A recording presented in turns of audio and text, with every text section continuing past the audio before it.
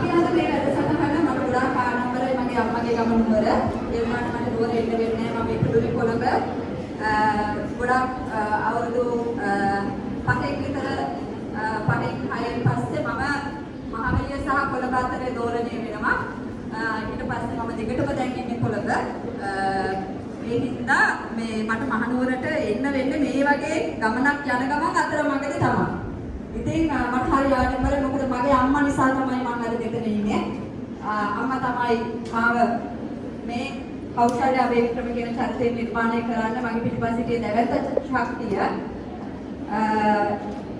ඉතින් පුෂ්පදාන බාලිකා විද්‍යාලයට මේකිට ඔයාලගේ ආදරෙන් නාලිකා මැඩම් නිසා එයා ගොඩක් මේ ළමයි ගැන හිතලා කතා කරලා තියෙනවා කීප අවස්ථාවලදී මට මතක් වුණා මේ නුවරින් මහියංගනේ යන්න යනවා මහියංගන ජාතික පාසලට මේ එහෙ ගම් වතුරේ ගමතැන්කු පාසල්වල දරුවන්ට මානසිකව ශක්තියක් වෙන කොහොමද බිඳුවේ අපි පටන් ගන්න කියලා දෙන්න.